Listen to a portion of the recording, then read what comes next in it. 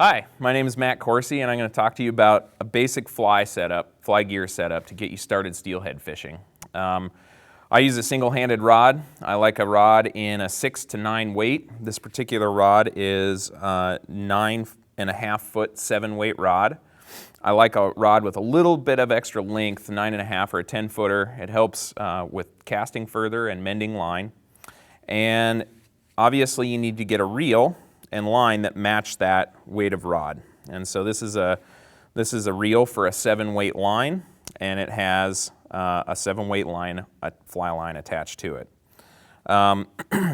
You can use a single-handed fly rod to get started steelhead fishing. You can also use a two-handed spey rod, which is a more specialized form of fly fishing for salmon and steelhead in large rivers. But you can get going with a basic single-handed rod, and it will get you started steelhead fishing, and you can use it on other fishes as well. Okay, to get started fly fishing, nymphing is a good way to start. And I usually use a large buggy fly, such as this big stonefly nymph, as my primary nymph. And to that, I usually, with a small section of leader material, I attach a dropper fly. In this case, we've got a little egg pattern. Now, there's a couple reasons you might want to use 2 flies. One, it puts a greater variety of patterns in the water to elicit a strike from a fish. And 2, as this is drifting through the water, these 2 flies are going to be in slightly different positions, and a steelhead doesn't necessarily want to move all that much. And so hopefully you have a greater opportunity of putting those flies right in front of the fish. So we connect our primary nymph to the fly line using a piece of leader material. And the bottom part of your leader is called the tippet. And so we have, about a 16-inch stretch of tippet there that we connect to our leader. Now, our leader connection is right here. It's 2 pieces of monofilament tied together. And right above that knot, I like to put a few pieces of split shot. And you want to use split shot a lot of times when you're nymph fishing because you're trying to get those nymphs as close to the bottom as possible, because the steelhead like to hang out right on the bottom. In this case, I'm using 0x leader material, which is about 15-pound test, to create my leader. And I've got about 6 to 8 feet of that, which I've connected to a piece of butt section that's really heavy-duty leader material. This is probably 30-pound test monofilament, and I use that to connect to my primary fly line. This butt section makes a really excellent place to attach strike indicators if you want to use a strike indicator.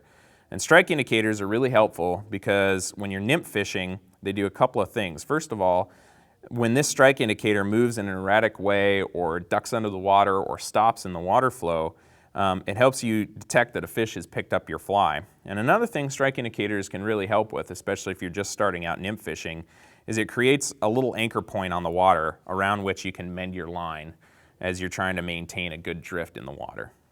And then, of course, you connect your butt section right to your fly line.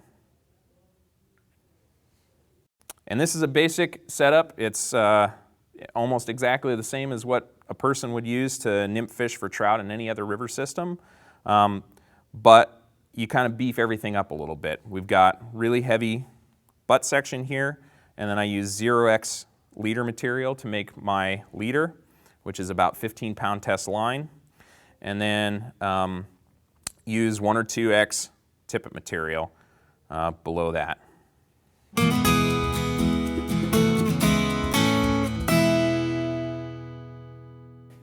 So when you're just getting started fly fishing, basically there's 2 things you need to think about. Do you want to swing streamers or do you want to nymph fish?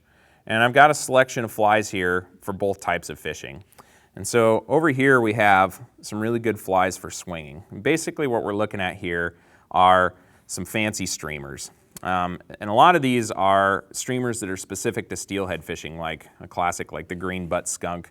And then folks have used things like muddler minnows for generations to swing for steelhead as well. Another thing you might be thinking about swinging are things like egg-sucking leeches or a woolly bugger or a flesh fly, but these might be flies you'd want to consider dead drifting like you were nymphing as well. Now, Over here, if you're going to dead drift these flies, we've got a bunch of nymphs and some egg patterns. Any large nymph with a little bit of flash to it is a good thing to try. I like to use stonefly nymphs a lot, so here's 3 different large stonefly nymphs. And I also like to use things like egg flies. I think egg flies are really effective for steelhead, and I often use those as a dropper fly behind a larger nymph. Now, when you're nymphing, a lot of times you want to get those flies really close to the bottom. So think about doing a couple things. First, use a weighted nymph. So if you look at this large stonefly nymph here, you can see that it's got 2 great big metal beads sewn into the body. And those metal beads help weight it and get it closer to the bottom. The other thing you want to think about using is using any number and size of split shot that you desire. And this is all angler preference and depends on how fast the water is, how deep it is, and how close you want it to get to the bottom. Now, a lot of people when they're nymphing like to use strike indicators. I really like to use strike indicators. They help you mend your line a little easier and they help you detect the strike. I prefer these types of strike indicators, which are a little bubble filled with air and they have a little grommet at the top there that's easy to loop onto your fly leader. But you can use something as simple as a corky, which is used in other types of salmon and steelhead fishing. And again, you just loop your line through that little hole and attach it to the top end of your leader and you can use it as a strike indicator. A lot of people make their own strike indicators using yarn or foam, and there are a lot of strike indicators on the market that are readily available. And so really, if you take this tackle here and you add to it a fly line, a fly reel, and a fly rod, you're ready to start steelhead fishing. So have fun and catch some fish.